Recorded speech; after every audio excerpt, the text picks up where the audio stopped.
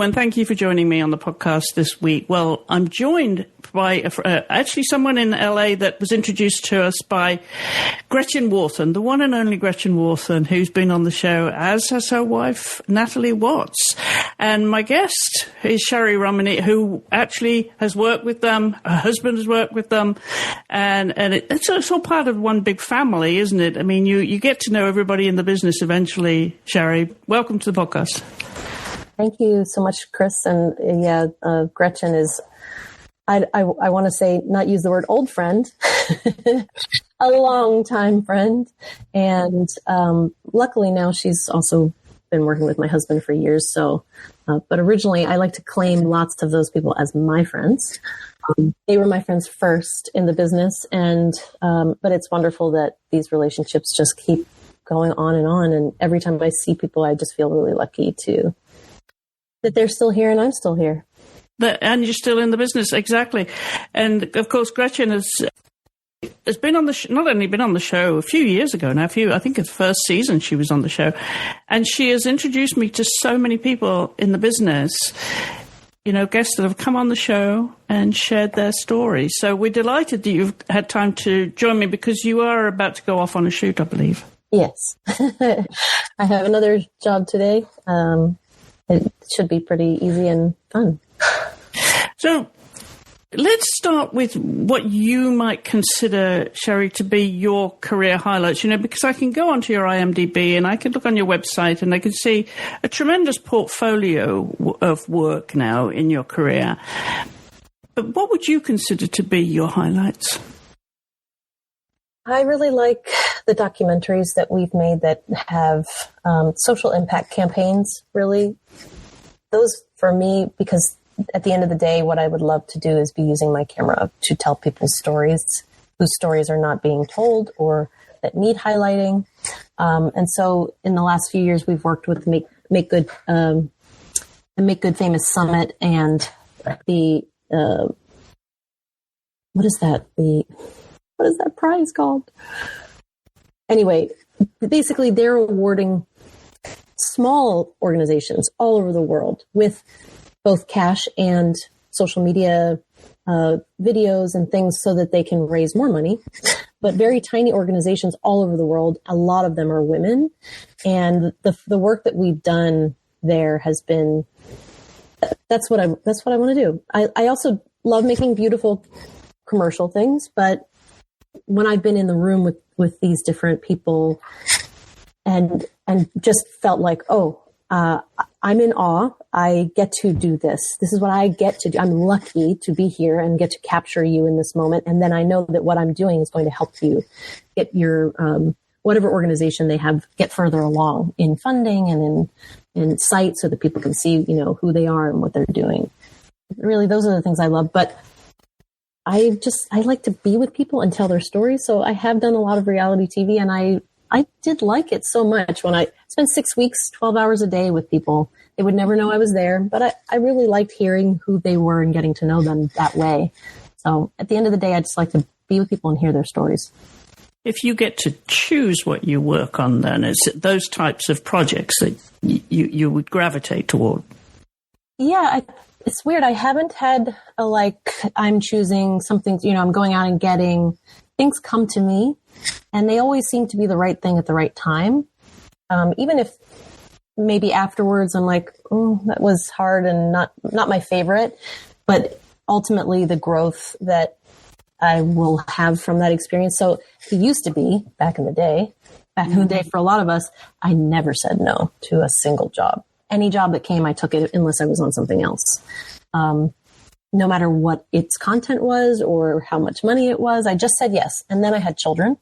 I had to change that a little bit because they were the priority. So I would take the things that I knew I would like, that I would feel good about, I would make money at. And, but really the projects that I want to do come to me.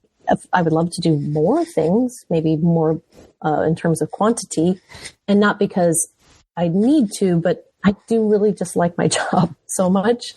And, like anyone, when you're at home, you may not feel like yourself because you're not doing the thing that you feel is most you. So a lot of time at home is hard for me, like a lot of us. So I prefer to be out working, even if it's for little money or even if it's something that seems like it's not that important. Well, you're the epitome of a working mother, aren't you? 3 children. Mm-hmm. Obviously, your husband's in the business as well, and you're juggling that life of being a wife and a mother to 3 children, and pursuing the career that you want to do. How do you find that balance now? The children are growing, and their demands are each very different, right? Yes, I am an Uber driver for my children. But that's going to change in just maybe 5 weeks. I have a child that's going to get their license. So we're very excited about that possibility and doing a lot of lessons so that when she's ready, we feel safe with her getting behind the wheel. The ultimate independence, which is very interesting because I have, my grandmother never drove a day in her life. My stepbrother is actually visiting our parents and he was like, oh, I haven't driven a car in 5 years. And for me, the feeling of driving and then not driving for a few years while we lived in Egypt at first, I did end up ultimately getting my license and driving in Egypt, which is a fun experience, but it's a tool for me that has changed. As soon as I could drive, everything opened up for me. So I know that's coming in the next 5 weeks for her. And it's very exciting. This is Sophia. Sophia. Yeah. So, yes, working mother, things are changing. It's so much easier for them now. They have all their independence and they're each finding their projects and the things that interest them. And we're very education focused in the sense of choice. So we homeschooled our children for many years so that we could travel and work. And now they've chosen each their own program. One is in public school, one is in a private school, one is still homeschooled. And I love where they are. And I think the 2 older ones are very happy because it's their decision. What they're doing is their decision. So that part has been really fruitful because it took a long time to get there, a lot of hours, but it was really wonderful to have support. So we had babysitters, nannies, grandparents that came in. And I always felt like any child is better off when they have more loving arms and more opinions and more points of view, because I'm not perfect. I want them to know that I might be saying something, but it could be wrong, and not that I'm the hammer and everything falls after that. So we had some wonderful support system. Susan Siskin was one of our nannies at the beginning who just constantly read to our children. Never didn't have a book in her hand. And as a result, I have a child that you'll probably see him walk by with a book in his hand reading, because of her influence and her love and her attention, and just got us where we are right now. So, but the homeschooling and traveling I still love it. I would prefer to do that. I would prefer to go on the job, take them with me to wherever we are, and get someone to take them out and explore where we are. That's really how we were doing it. And it was very difficult. I did a documentary called The L Word in Mississippi. And I had basically brand new, children. They were 2 and 3 or 3 and 4, I think at the time. Took a babysitter with me, went and did that job, DP'd it. And she would take them to different parks and different places in the town that we were in. That time period, I think they may not really remember it, but for me, it made it worth it. I could come home at night and they'd be there. And that was amazing and hard, but we did that for many years. So you got past that. Now this is the 2 boys, right? How old are they? So my daughter is turning 16. Then I have a 14 and 9-year-old. You're going to see the little 9-year-old's head keeps rolling by. He has, we have one of my favorite pieces of equipment is, we call it the booty scooty. So when we're shooting on our shoulder with a bigger camera, we like to be able to just sit down and then roll around on a butt dolly. And I have it at home, and everyone just gets on it and starts scooting around the house or does it on their belly or whatever. But somehow this piece of equipment that is not a camera, that is very integral to my camera operating, is now a favorite thing in the house. So I think I might have to get one for them as well. Yeah, great play toy, right? Great way to get around. Yeah, very smooth ride for It's just fun. You just push, and when you have a camera, you'll see all the camera operators on multicam shows sitting on them, scooting across the floor, like even when they're not working, if we're down for a second, people just enjoy it. It makes you feel like a kid. So I can hear it rolling around right now. I'm going to bring in cameras now because you mentioned to me before we started recording that you have a camera that you're using that has a story to it. Yeah, so I'm going to touch it because sometimes it'll just turn off. But the camera that I'm using here, it's a Canon 5D. It's, I think, the first Canon 5D that came out. And we were living, my husband is from Egypt. He's an Egyptologist and was on camera on my show, as well as a fixer. His family has had a company for 40 years in Egypt as basically a production company for foreign filming. And I had moved there. We had our baby, and a job popped up, and I said, well, that would be great. I would love to shoot a documentary. I have a brand new baby. And he was like, we just to get a camera, like da-da-da. He's like, I have a friend coming from the United States.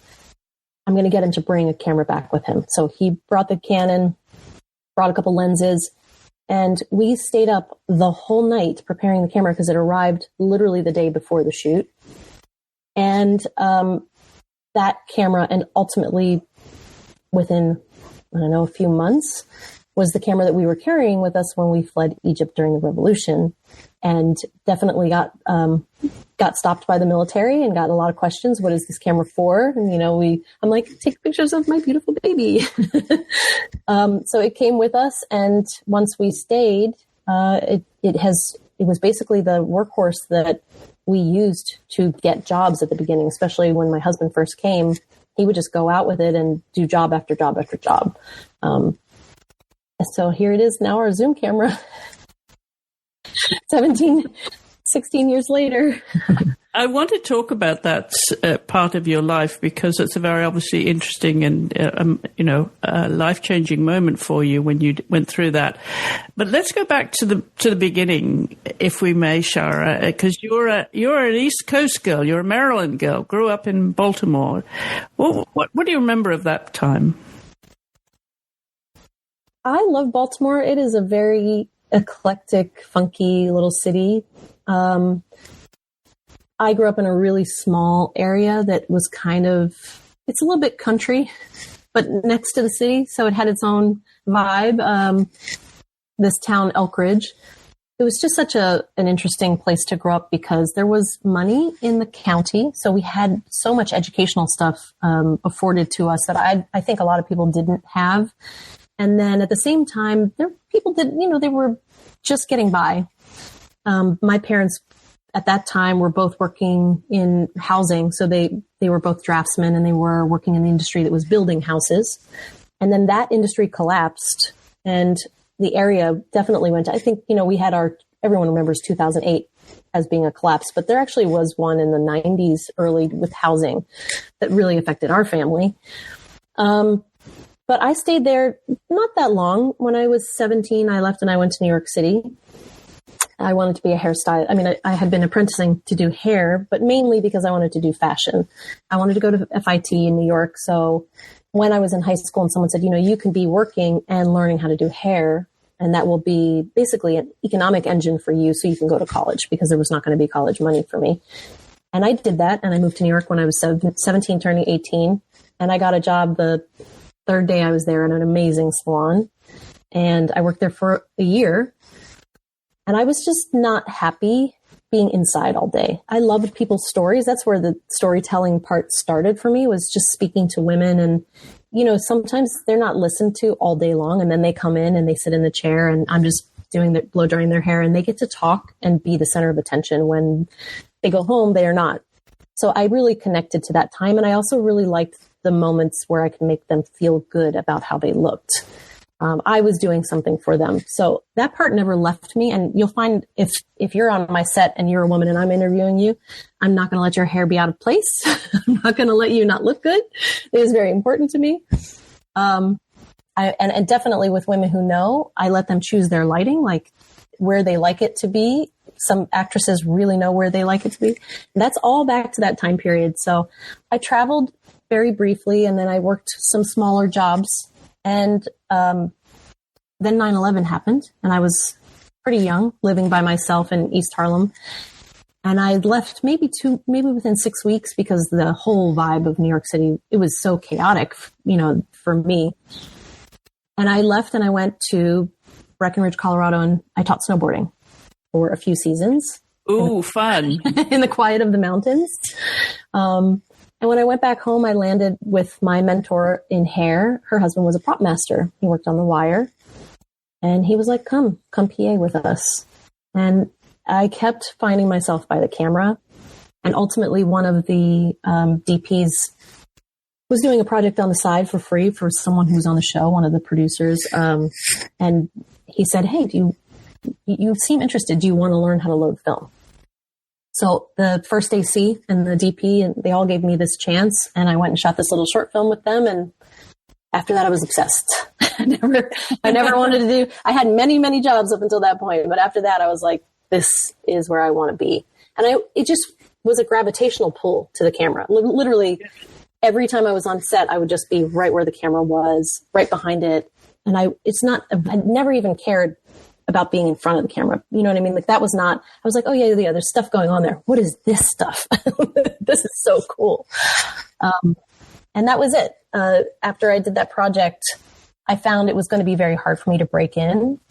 And I got an opportunity to PA on something in DC. It was a political show, a political competition show or something. It was a very interesting time. So that would have been 2004, I think.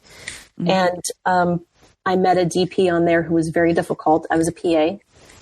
And I went to the people that were running the show and I was like, listen, I'm better than all these people. You should hire me as an AC. And they were like, yeah. Did you really say that? Yes. And the next day they came to me and they're like, so the DP is really difficult and he fired his AC. So here you go. Good luck. And I came to LA ultimately and worked with him on Pit My Ride. Scott Sandman is the one who gave me that opportunity. Anybody who knows him, he's a character. And I worked on Pit My Ride for 2 seasons. And within maybe a year or 2, I was operating. And that journey to operating would have taken me years if I had stayed in film. But what gave you the confidence, though, Sharra? You know, at that point, you're making your way, right? You're trying everything. You want to establish yourself. But what gave you the confidence and to be brazen enough to say, look, you should really hire me? Come on, not everybody has the goal to do that. I saw them really undervaluing all the people that they had on the show. There were PAs that were from college. And I was ultimately, at this point, I was a professional. I had Jerry Seinfeld was a client. Ralph Lauren's entire family, I had done their hair. So even though I was only 20 or 19 at the time, I had done some of the biggest celebrities in the world. I'd done their hair. So I looked at the way they were treating these 20-year-old kids and I felt I was like, first of all, they don't know anything, but also you're kind of treating them poorly. Like we were in DC in the middle of Georgetown and they're like, hey, go ahead and buy your own lunch. It's a walk away. And I'm like, do you know how expensive it is here? Like, we're making $90 for the day. None of us can afford Georgetown lunch. And I was like, I think we should walk. And at that point, I basically was trying to get the PAs to quit because they weren't going to pay for our lunch. And they were like, wait, you'll stay if we pay for your lunch? I'm like, yes, it's the principle of the thing. So I was already kind of like bumping heads with people. And I was like, what do I have to lose? I should be in that position. And I think you can ask Scott Sandman. I was a really good AC. I carried my weight for a long time. And it's funny now because if I try to AC for myself, sometimes I'm really bad at it. I'm like disorganized compared to how I was. But yeah, that's how I ended up drawn to the camera and ultimately staying in camera. We've skipped past your education a little bit but you did go to university. You did go to community college as well. Very, very briefly. What were those experiences like and why were they brief? There was no money for me to go to college. And really, I had been apprenticing. I started working at the salon at 15 and 9 months. And ultimately, I got my license. And I was training from that point forward to be a hairstylist. I did so many jobs. People are always like, whoa, you did that too? I'm like, yes, I did that too. It was just a thing I was doing to get to a place. So I liked doing hair, but I knew it was because I wanted to do fashion. The reason I didn't actually do that is that working 12-hour days in a salon is difficult. You can't just say, oh, I'm going to start taking college classes now.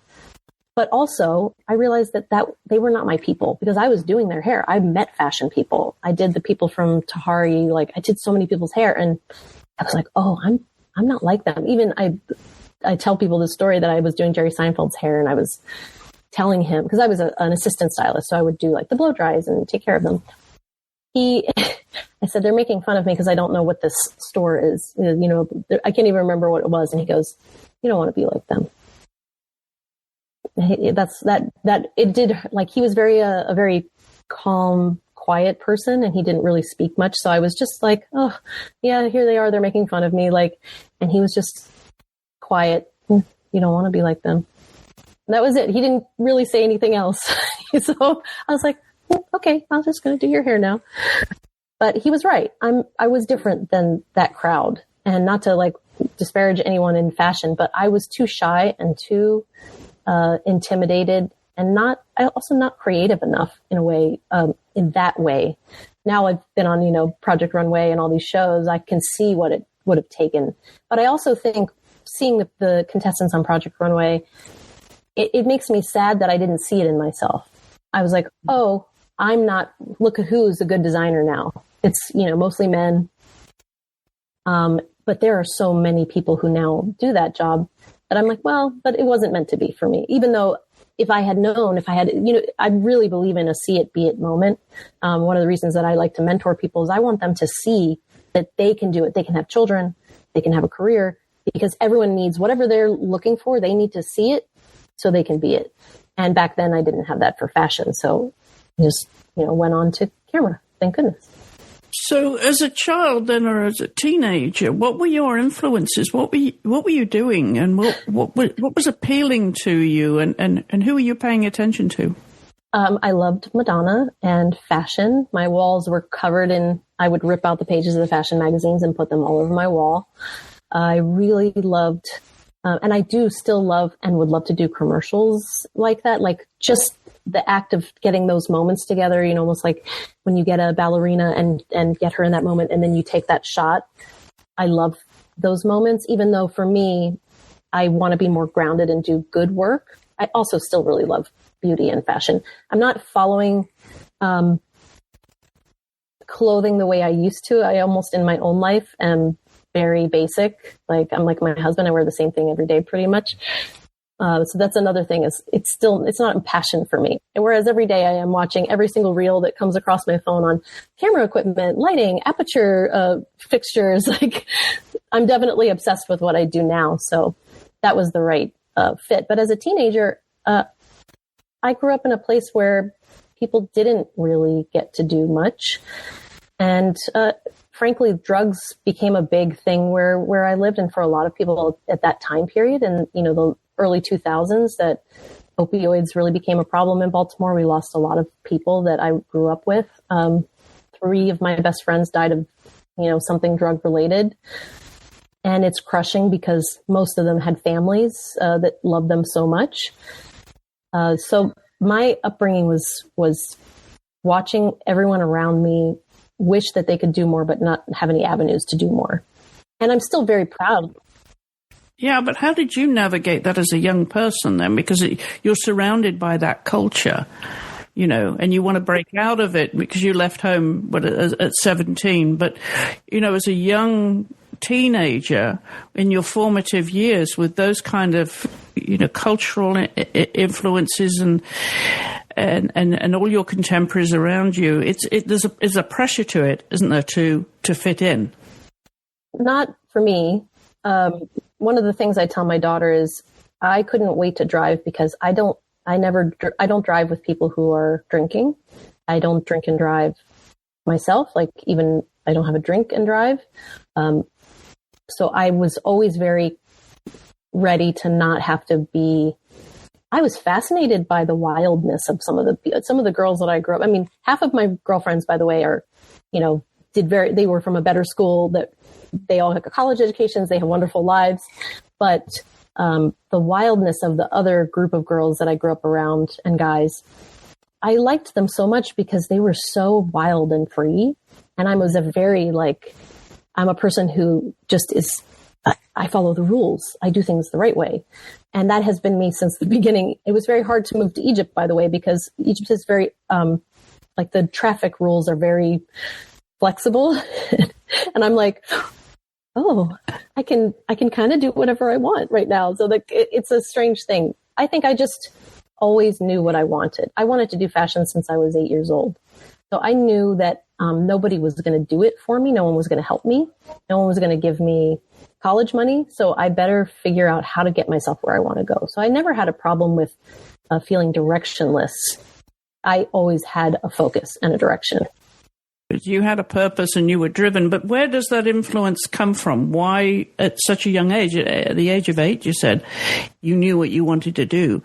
Was that family, was your mother that way inclined? My mother is an artist. She's free and wild and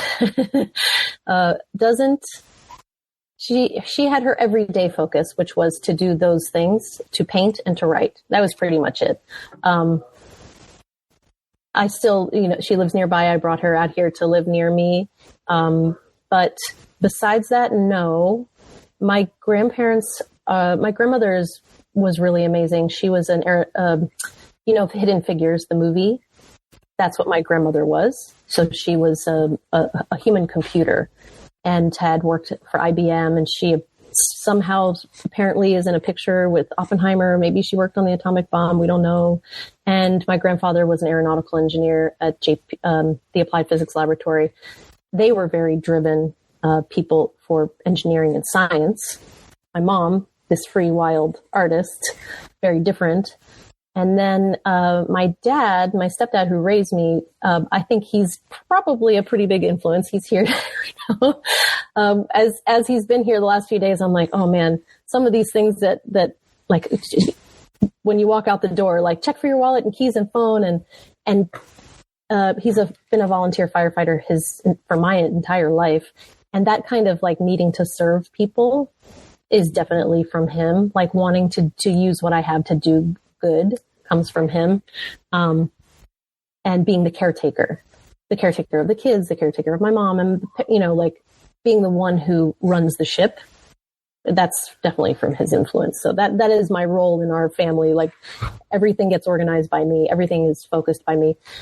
I'm trying to instill that in my kids, but it is hard because you end up being the one who's needs to be on everything under your control. But I don't know about the driven part, because that is something sort of unique to me in comparison to the other people in my family. You had mentioned to me that you sang. Mm-hmm. And you're also a writer. Where did that influence come from? Did your mother encourage that? Were you singing as a child? Not really. My mom is a writer, although she writes vampire, horror, and historical novels. I don't tend to actually write. I think what I was explaining is that I wanted to write music especially in hard times. I wanted to write songs so that I could sing them, but I was always really scared to put down in words the pain I was feeling in case later on it somehow would get back to the person that I was singing about, or the time that was hard for me, because I think I understood that, and I used this example yesterday, if you look at Fleetwood Mac and you look at some of their biggest songs, it's about the two people who are having a problem within that. And imagine now they're in their 70s. They have to get on stage and sing to each other. Time casts a spell on you. And she's like so angry in this song. She probably could care less about back then when he did, all these different things. So. But that's pretty typical, though, of singer-songwriters. I mean, I think of some, Brandi Carlile is another example. I mean, she brings it right out there, out front, right? Yeah. For everyone around her, she's singing about to know how she feels. So that's something you maybe are processing, it sounds like. Yeah, I actually just filmed with her at the Time Woman of the Year this year, and in a very small room, and I got to see her do her song almost alone. There was maybe 10 people with me, and I noticed that difference of one of the, it's not just that I never became a singer because I wasn't good enough. I actually don't believe in that in art. I don't believe people are not good enough artists. It's your expression, that's it. But she was so willing, even in her warm up, to just put all that emotion out into the room. And I have always felt like, no, I don't want to do that to people. I don't want to do that to people when I'm filming with them. I don't want to do that to them. I don't want to make them take on some burden from me while I'm with them. My job is to see them or let them be seen. So I think that's it. And now my daughter is singing, and she's not writing songs yet, but we've been talking about like, is she going to do that? Is that something she's interested in? Because she could, I'm sure. But she's definitely more open in her expression, and I'm thankful for her development that way. How do you feel you express yourself then in a guarded way, because you're not Brandy and able to express as she does? How do you feel that you are able to as an artist? I don't know. I do. Like I said, my mom is a person who has to. There are artists who cannot do anything else. They wake up in the morning and that is their has to. I always knew I wasn't going to be that way. And maybe some of it is the engineer, art, side of my family. They did have small bits of art. And I think that's what I mean by, I don't believe in there's someone who's good or someone who's not good. It's just your tool to express yourself. So I do sometimes digital art, sometimes paint. A lot of that has been with my children over the years. We have in my household anything you could ever want to create. There's a piece of equipment. There's an instrument. We've just bought a beautiful guitar this week. There's paints, there's clay, there's pottery. None of those things are my have to. So expression-wise, I think the thing that I would love to do more of is sing. And last night we had a really magical moment. My dad was playing piano. He's a very gifted pianist. My daughter was playing bass and guitar and singing, and I was singing, and her boyfriend was playing the trumpet. And that's what I've always, and my husband was playing another guitar. I've always wanted that. That to me is a dream. There's a country singer, and she has a song called The Pick and Shed. Like, come down, bring your instruments, bring yourself, bring your stories, make music. Like, if there is a dream of what I would do the rest of my life, when I'm not working, that's it. What we did last night. Jamming. And it's historical for my family.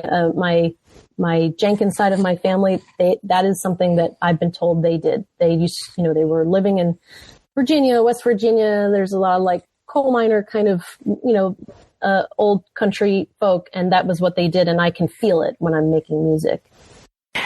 Do you see there's a singer-songwriter in you that is bursting to come out? Do you see that coming together?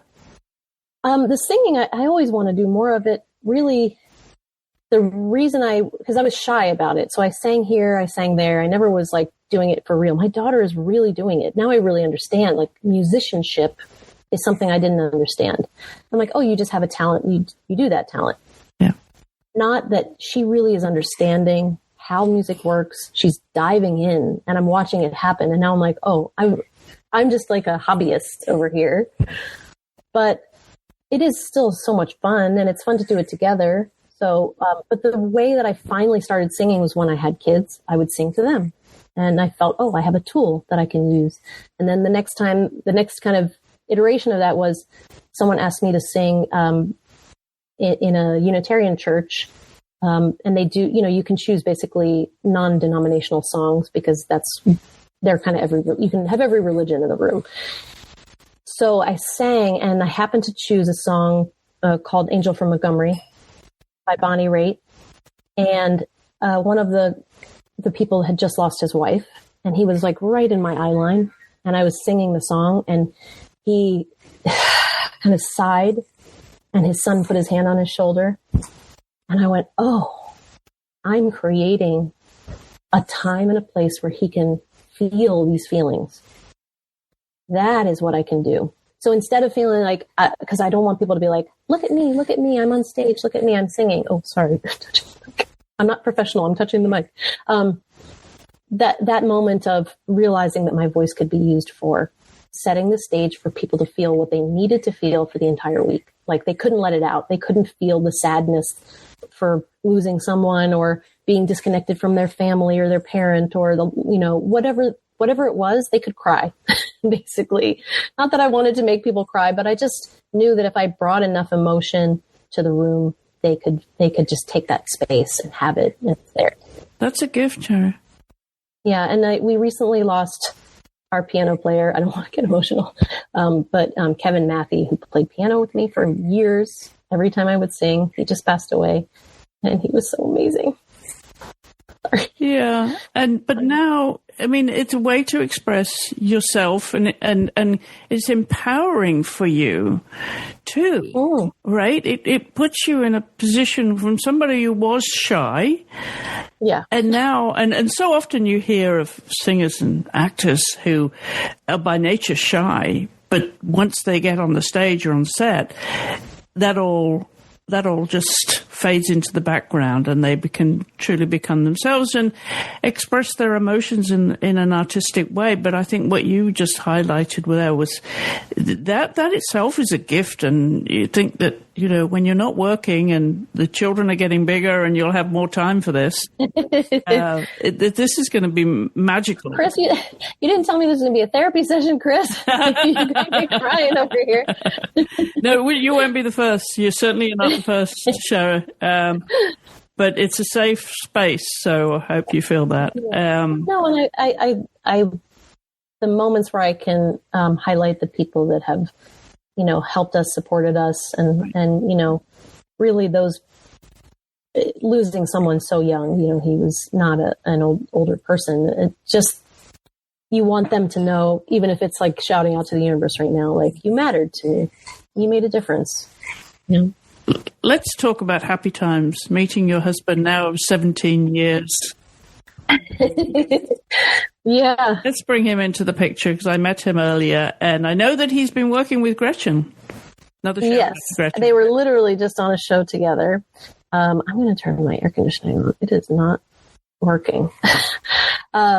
So Rami and I met on a show. It's a monster hunting show. And people go, what? Like, they didn't hear that right. It was called Destination Truth on Sci-Fi. And the host, Josh Gates, who's still a friend, I had heard that this job was kind of around. I was camera operating at the time. I was working with my friend Jason Hafer and the director, Rich Kim, on a dating, it was like a matchmaking show. And I knew it was going to be trouble because Rich really likes when his operators stay with him. And I went to him and I was like, I'm so sorry, I heard about this job. It's a step down for me, actually. It was going to be a tech soup. And he was like, fine, do it. Jason Hafer was just the DP on the show with my husband. So that circle has continued ever since way back when. But I had seen my friend Gabe and his girlfriend at the time, now wife, at a restaurant. And he said, oh, you would probably be really good for this thing. It's travel all around the world. 18 locations, 13 countries for 3 months. We leave, we don't come back. I've done it already. It's a wild ride. And I, at the time, had always wanted to travel, had not had the opportunity to do more than a little bit of travel with my family when I was young. And I was like, yes, it's going to be a downgrade in pay, an upgrade in amount of hours worked. But I interviewed for that and ultimately got the job. You're on camera some of the time. So I quickly found how much I disliked that. I was always like, please stop shooting me. But that was a crazy adventure. Most people in their life will never get to do what we did. And Josh has done it now, still 17 years later. Last night, he announced that they found the Pan Am flight that went down over Puerto Rico with his Expedition Unknown and other things. So he's still out there doing this crazy thing. But we basically would go to places, set up camp overnight, and try to capture evidence of things like the swamp ape or the Yeti or the curse of King Tut's tomb, which ultimately brought me to Egypt. So we did Florida, Alaska, Peru, Chile, Romania, Ukraine, Egypt. And then Bhutan, which is one of the most amazing places you could ever visit. Rami's family has had a production company in Egypt for 40 years. My mother and father-in-law, Romani and Mary, are amazing. And my sister-in-law was also a part of the company, Sarah. She has her own production company now. And I had received an email while I was in Chernobyl that was, as soon as we came out and like went to the hotel, it was like, you need to give me all these numbers off of the equipment, which is when you're traveling, if you have equipment, it's called a carnet. Not all countries are carnet countries. Sometimes you have to just have the equipment list, and Egypt is one of those places. So I'm receiving this email from this guy, and I was like, no. I basically wrote back. And he CC'd my bosses, and was like, you have to do this. And I got in a little bit of trouble, not really, but then when we landed, he made sure to come straight to me. He grabbed me by the arm, and he said, you need to listen to everything I tell you so we can get out of this airport. And I was like, oh, me. Within 3 days, he pretty much had my heart because he was so talented. He was so good at what he did. Obviously, he was very handsome. But I had not really met my match at that point. No offense to all the people out there at the time. Men just were not as driven and focused as me at what I did.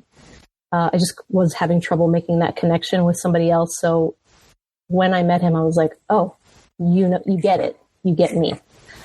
We also ended up, we were doing Curse of King Tut's tomb. So we were literally spending the night. Our first night together was in King Tut's tomb.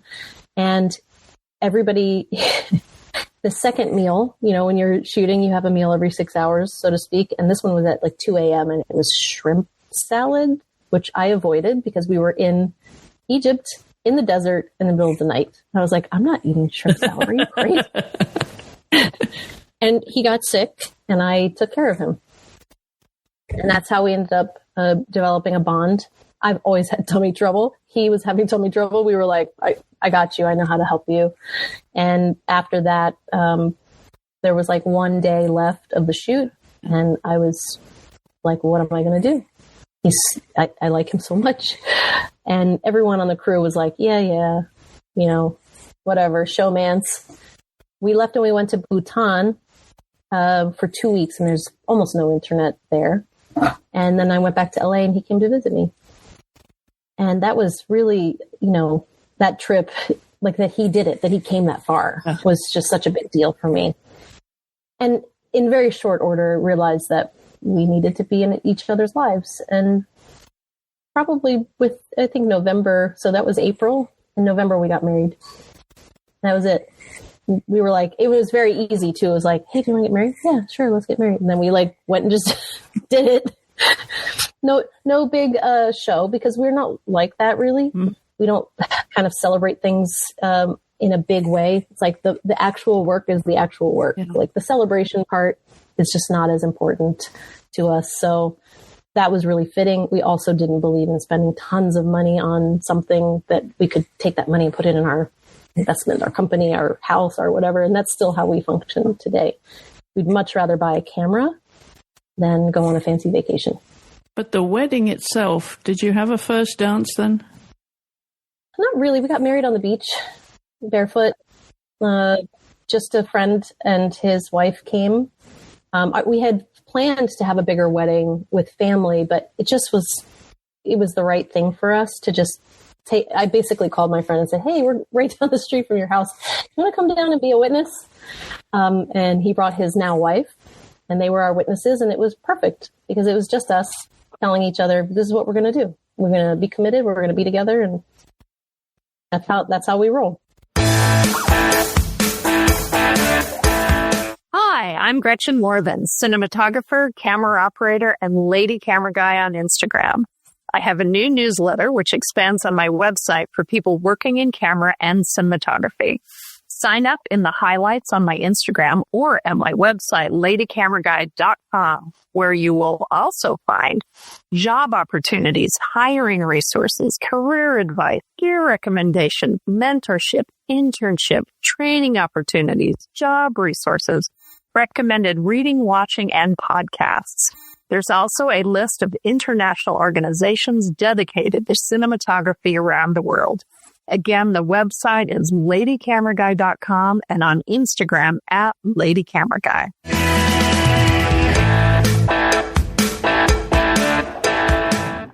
We ended up ultimately, moving to Egypt, or like we lived in Egypt, but we went back to Egypt after we got married and started working and started doing things. And within 6 months of my daughter being born, the country had a revolution. The Arab Spring happened. And that was really, the Egyptian people are amazing.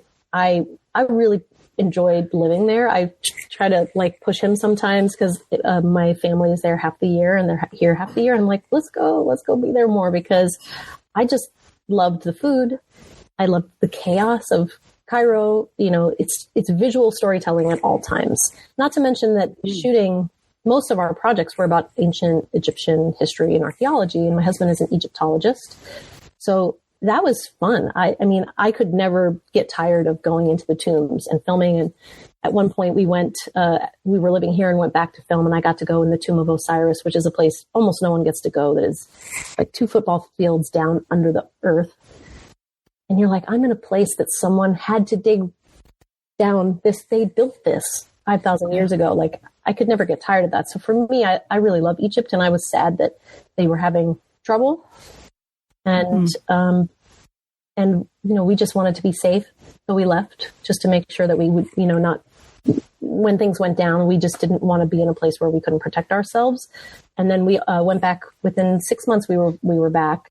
So it was a wild time. But when we left, and we left very quickly, we ultimately landed at my dad's house in Syracuse. And that was such a shock to go from Cairo to, there was like 3 feet of snow on the ground. Very quiet town. You know, you go from the bustle and hustle and color and food and sounds to just Wegmans and Syracuse.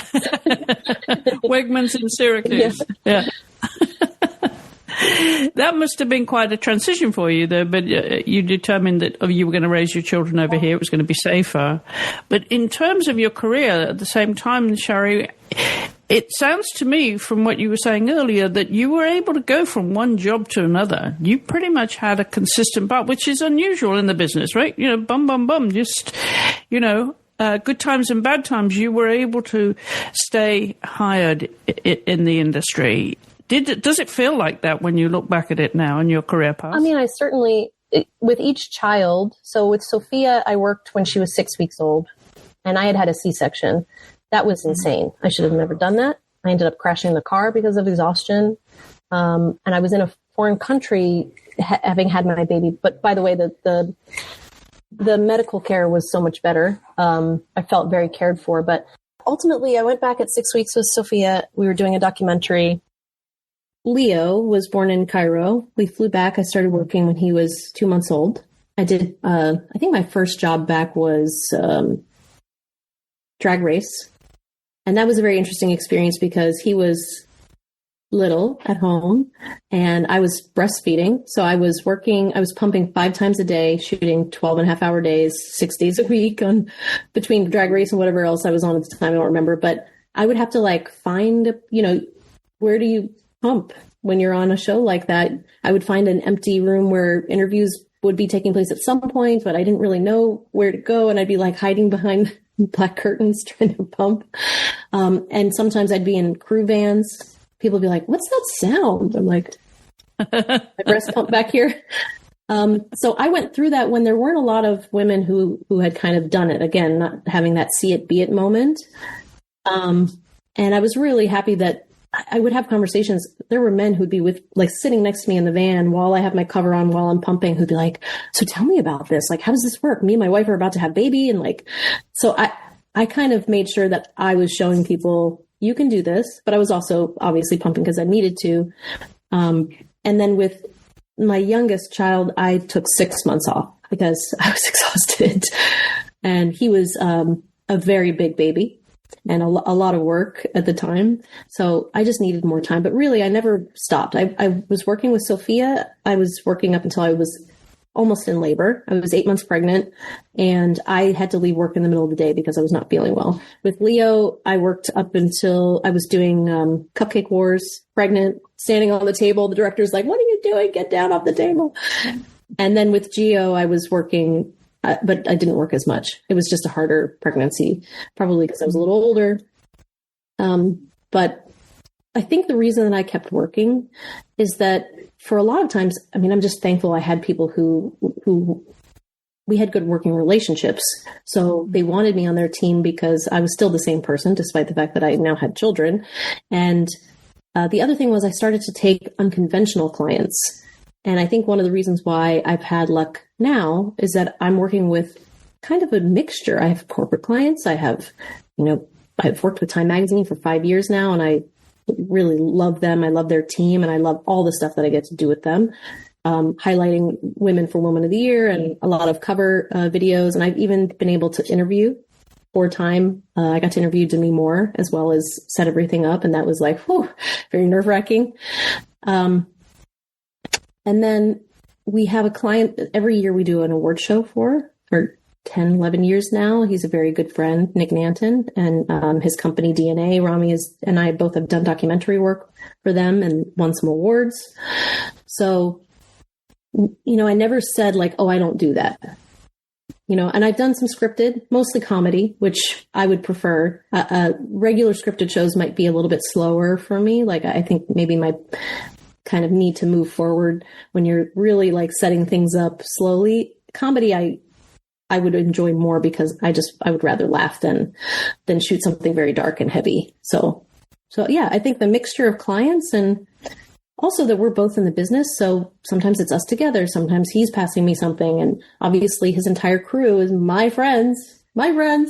So everything he's built is from people that I had known first and built those relationships. So having a partner has been very helpful. A lot of people think it's, they don't want to work with their partner or whatever. They're, not comfortable with that situation. There was a definite defining moment early on when we first moved here, when I was working at Tastemade, which is a food, they did a lot of food tabletop stuff back then. And he came in and did a project and he was very bossy. And I was the boss. So it was a defining moment of who's going to be the boss. Somebody has to be.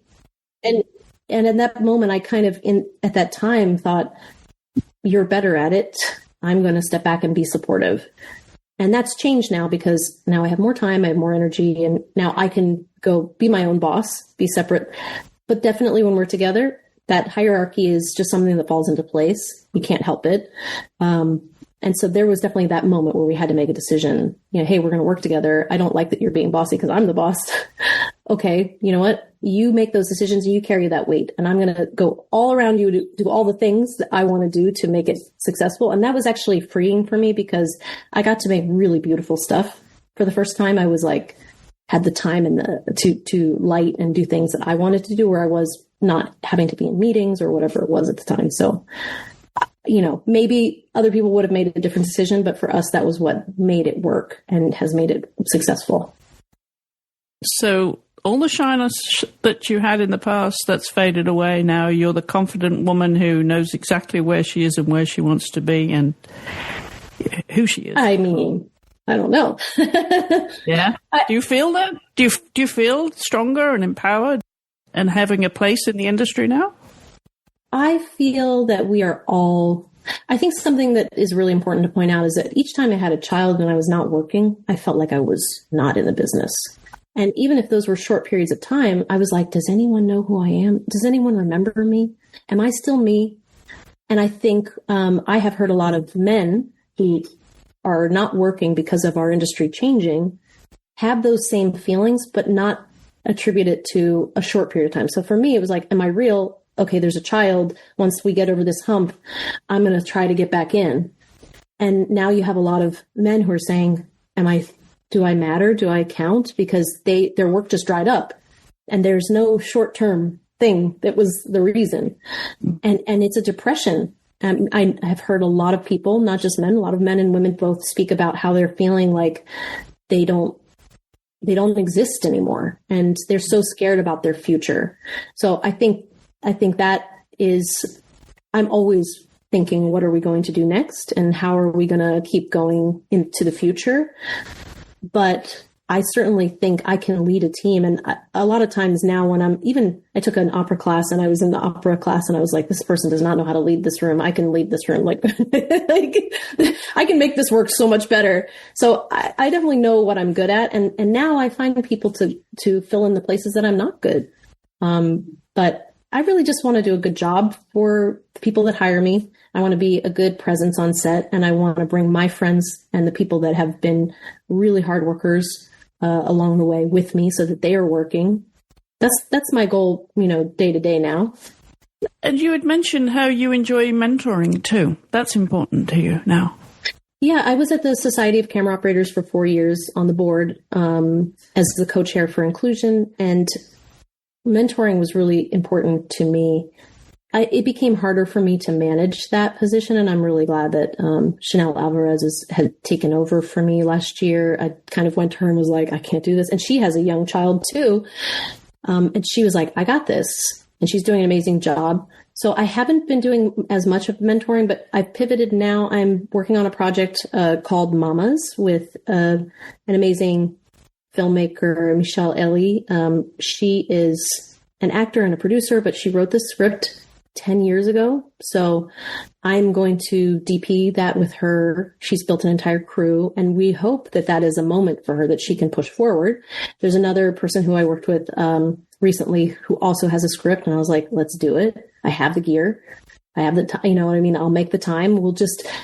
I'm kind of looking at this more now as a way of, I have all these resources available to me. Let's make stuff that can help people get back in or get to where they want to go.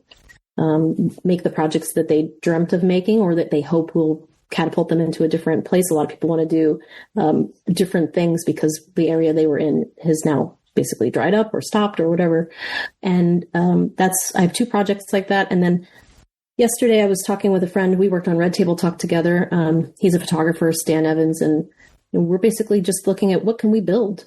What can we do with, he's an amazing photographer. I have all these things. We can teach each other. We can go find clients who would value us.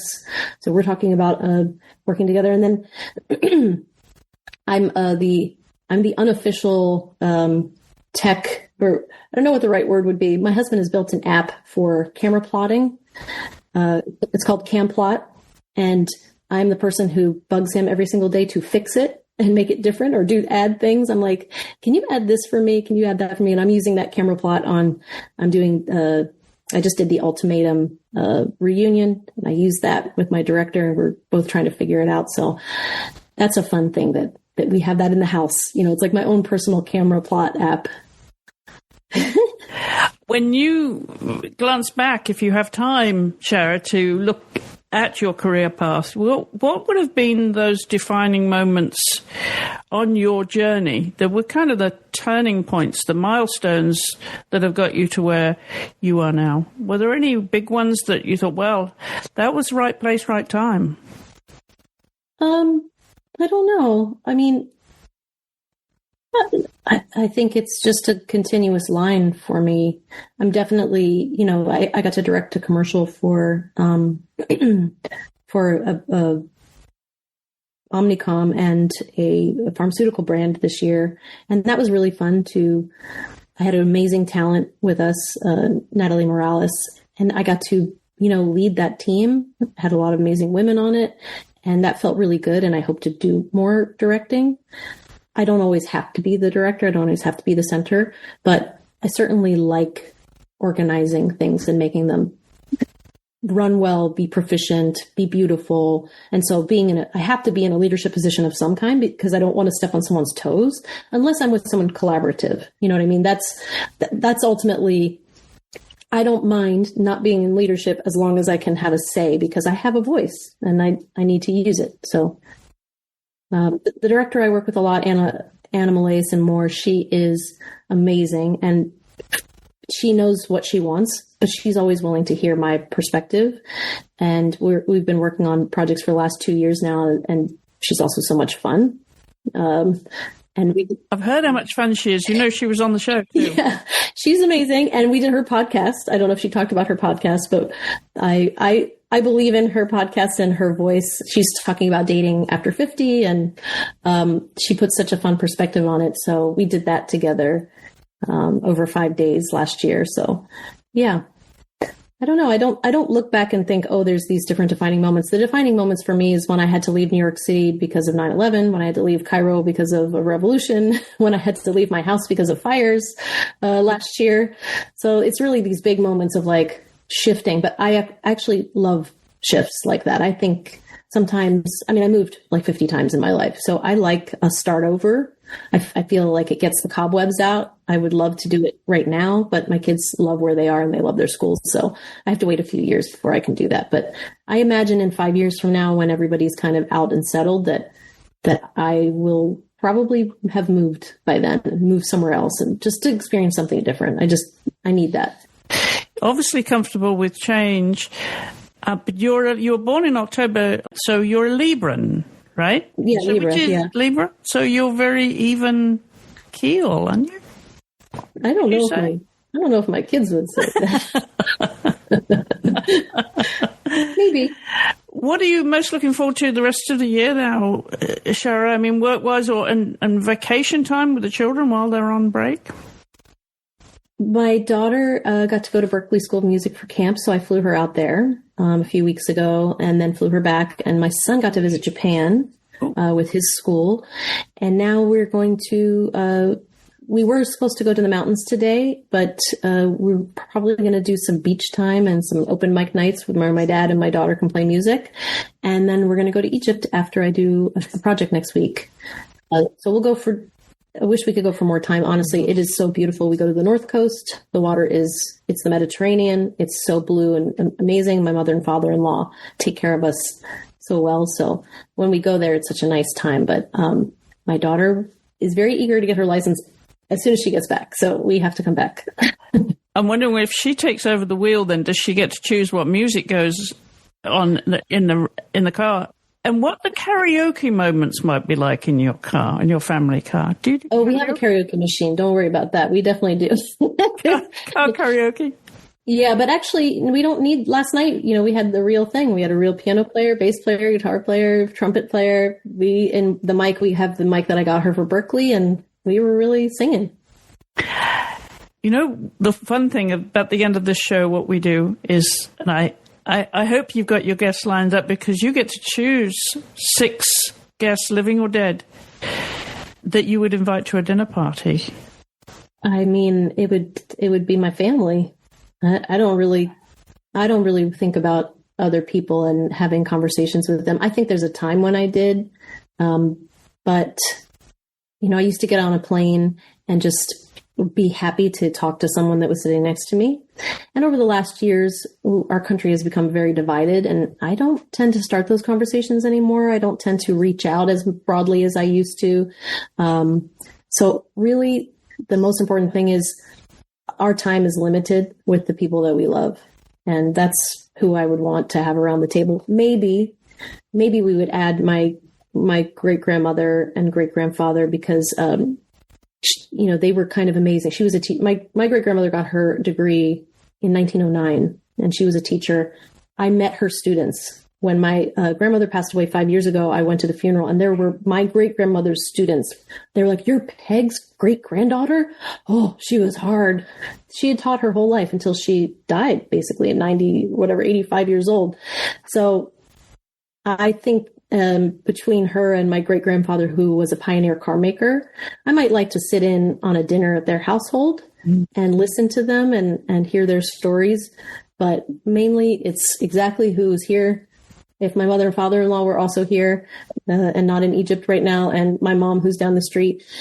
And I like my neighbors very much, Megan and Jeff and their kids. And I like my friend Rob and Emily, who Rob is a camera operator with us, and Emily is a producer. So I would just have the same people that I have for Christmas and for parties. Those are my people, and I like them so much. And that's it. Would this be an outdoor party? Because, if it's not a formal dinner party, I don't see a formal dinner party. I see this. We have. You should see our Christmas table. So, and that's exactly who is here. Okay. But would it be this is one special occasion that you get to choose? Yeah, we build the table. I have a 10-person table, and then we add this table actually that's behind me, 6-person table. And we've made like the entire thing. That's our Christmas dinner, and it's our neighbors. And actually their grandmother is turning 100 this year. So, her 100th birthday at our Christmas dinner. It's on Christmas. So that is a very special occasion for us, Margie. But most of the time it's going to be in the backyard. We have a beautiful pool. We have My husband likes to listen to Cake endlessly. Anyone who watches this will laugh because they know he listens to the band Cake endlessly. And we just have as many people crowd in as possible, get a taco person. So that's, for me, special. Would you cook? I wouldn't want to hurt anyone with my cooking. So we get a professional. The same taco caterer for 15 years has come to our house. Bryce sells catering and they do an amazing job, and they make tacos all day. We really do this. We used to do it so much before COVID, and we would have as many camera friends, film friends come as possible. And it was just such a joy to have families around. So that is, for me, what would be my family, any friends, like big party, us all together all day. That's my favorite. That's the chosen party. Yes, for sure. Wonderful. Well, Sherry, this has been fun. Can you remind everybody how they can find you online? I know you have your own website. So you can find me sharraromany.com, which I have to shout out that my husband built my website and rebuilt it recently. He's very proud and won't let me get anyone else to help me with it. Although one of our assistants, Tori, has helped me in the past, and she's amazing. And then I'm just on Instagram. I'm kind of not a TikTok person. My daughter is about to be allowed to have TikTok, so I think we're going to explore, putting some stuff on there because I just can't handle it. How do you feel about social media and AI? So AI has its purposes. I've noticed it's getting dumber. I hope it's not listening. I've been noticing that I can't use the voice thing anymore on my phone. It has no idea. You've seen a lot of videos where people are having the chat talk to each other, but Rami's using one of them to build this app and to make the updates. So it has its purposes and its place. I think these larger problems are with how that gets done with data centers and water usage and stuff is a big thing I don't know much about. But social media, for my kids, I have them I delay it as much as I can. So at 14, they're allowed to choose one. She got Instagram. He got something else. And then I'm waiting. I had to let her get Snapchat because apparently they use it for like school things, which was annoying because I was trying to keep her off Snapchat. But, you give it to them when they're ready. We've done a lot of documentaries about kids getting hurt. Red Table Talk had a lot of very important episodes about strangers reaching and getting children and, making them take pictures and things like that. And then we've done documentaries on trafficking. So I have that view. I can't help it. My poor kids, they get the hard end of that of like, nope, you're not going on that platform. Sorry. I've been there. I have interviewed people. I know. So yeah. Well, it sounds like you've got a house full and a life full of work ahead of you, Sherry, to continue to be creative. So thank you for taking time out of your day to join me on the podcast. I really appreciate it. Thank you so much, Chris. I know it's going to be a rambling journey through listening to all the things, but yes, anyone who's met me knows exactly how I talk, and I love it. Well, thank you for taking time to share it with us. Thank you so much. Well, thank you, everybody, for tuning in this week. And don't forget to follow us on social media at The Art Podcast and also on Call Time. This episode will be on both shows, so that's coming up very shortly here at Hollywell Studios. And don't forget, we've got a new website, hollywellstudios.com, where you'll find all the podcasts in one place. And as I said, be sure to follow us on social media. And if you'd like to drop us a line, if you have any suggestions for guests, we'd love to hear from you. That is hollywellstudios@gmail.com. I'll be back again very soon with another episode. So do join me then. Thank you for listening.